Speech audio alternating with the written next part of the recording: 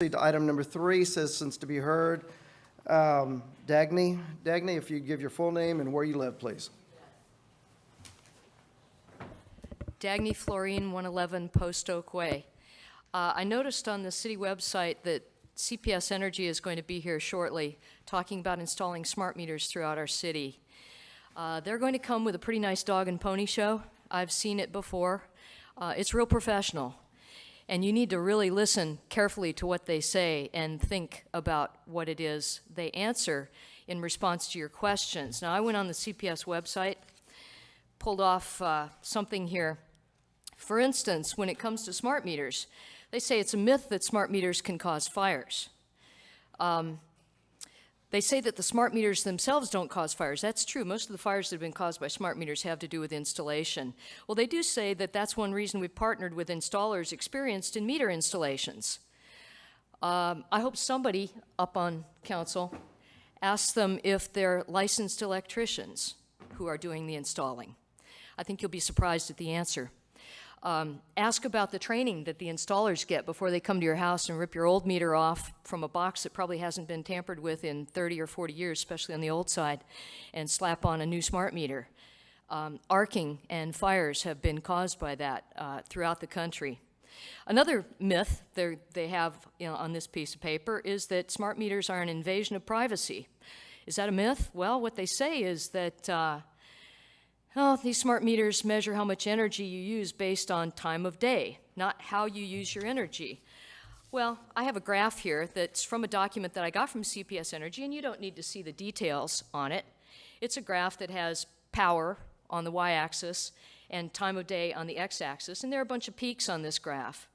Well, the peaks refer to, they're pointed out to be, for instance, here's where your kettle goes on, here's where your toaster goes on, here's where your washing machine goes on. I find that an invasion of privacy, and I find it just almost funny that they say they won't know how you use your electricity. Realize that this graph is from 2010. They probably have a lot more capabilities now than they had back then.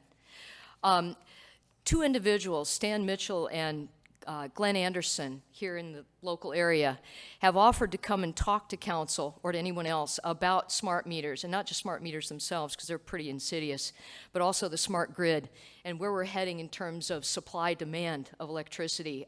We're headed for some big trouble because of the amount of renewables that are coming in online into the system. They will meet with anyone at any time. I'm trying to set up those meetings, and I'll work with Bill Hill to try to get those individuals over here. Stan Mitchell has his MBA in finance from Harvard, and he's been with S&P 500 company for many years. He's retired now. Glenn Anderson is an expert in IT and engineering, and he can tell you all about the meters, why you don't want one on your house, and how they are one very small piece in a very large, ugly puzzle. So I urge you to get in touch with Bill Hill or me, and let's set up those meetings. You need to get informed. It's your responsibility to make sure you're not taking us down a track that we shouldn't go. Thank you. Thank you. Okay, are there any council member comments?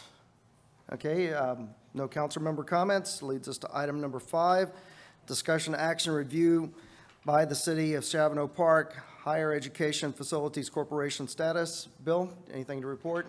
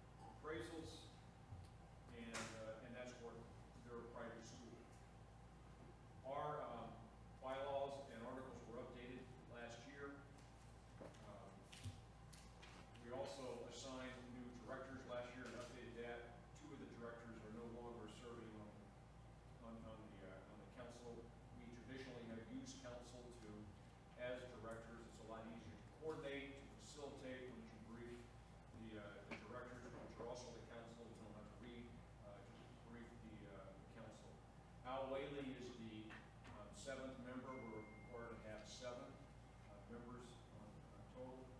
This action today simply updates the members with Mayor Warner for Mayor Horn, and then Mike Simpson for Vicky Mason.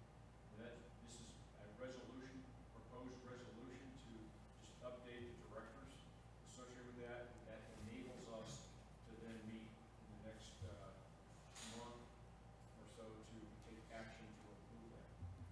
So that's kind of like where we are right now. In coordination with this, we realized we have a couple of things we have to update on our bylaws as well, relatively minor, but we'll be working to do that. Okay.